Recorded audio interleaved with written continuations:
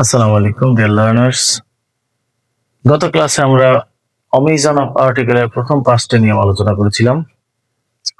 আশা করি তোমরা বুঝতে পেরেছো। আজকে আমরা আরো পাঁচটি বিষয় নিয়ে আলোচনা করব। তো চলো দেখা যাক বাকি পাঁচটি নিয়মে কি কি আছে। তো 6 নম্বরে আমাদের আছে অ্যাডজেক্টিভ এবং নাউনের মাঝে আর্টিকেল বসে না।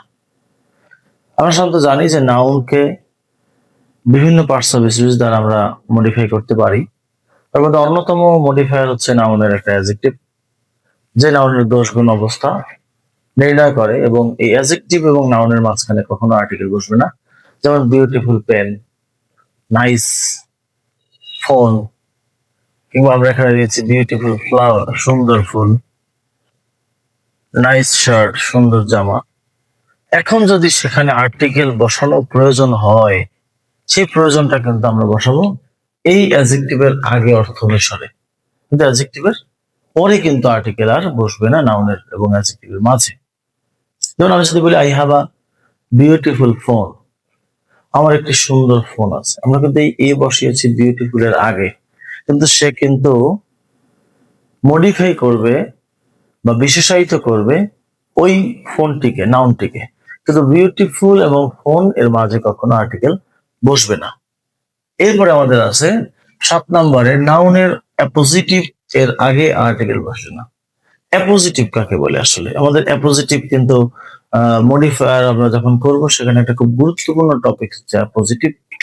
সংক্ষেপে যদি আমরা অ্যাপোজিটিভ বলতে চাই, অ্যাপোজিটিভ হচ্ছে একজন ব্যক্তির পরিচয়, একটা নাউনের পরিচয়। সে কে? আমি একজন শিক্ষক, এটা হচ্ছে আমার পরিচয়, আমার অ্যাপোজিটিভ আর টিচার। একজন গায়ক জেমস, তার অ্যাপোজিটিভ আ সিঙ্গার। কাজী নজরুল ইসলাম, তার অ্যাপোজিটিভ আ পোয়েট।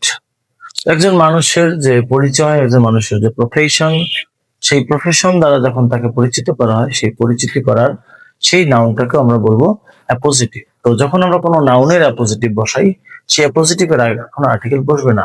যেমন mister Hasan principal of ABC college, আমরা এখানে কিন্তু আর্টিকেল বসাইনি, ক্রস বসিয়েছি। এই প্রিন্সিপাল অফ এবিসি কলেজ হচ্ছে তার অ্যাপোজিটিভ। কারণ মিস্টার হাসান কে? এবিসি কলেজের প্রিন্সিপাল। এবিসি কলেজের প্রিন্সিপাল কে? মিস্টার হাসান। তো মডিফায়ার যখন আমরা ইনশাল্লাহ করব, তখন এই অ্যাপোজিটিভ নিয়ে বিশদ আলোচনা আছে, কারণ খুবই গুরুত্বপূর্ণ একটা বিষয় এই অ্যাপোজিটিভ। 8 নম্বরে আছে আমাদের মিল এর পূর্বে আর্টিকেল বসে।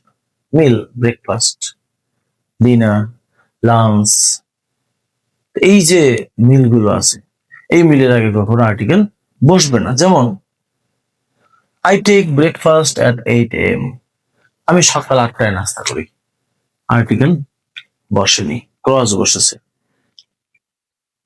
তবে দিনের অংশভাগ কিন্তু আলাদা ব্যাপার, মর্নিং, আফটারনুন, এটা কিন্তু মিল বলা যাবে না।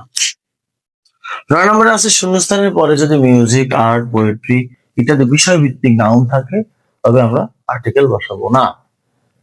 যেমন আই লাভ পোয়েট্রি, আমি কবিতা পছন্দ করি।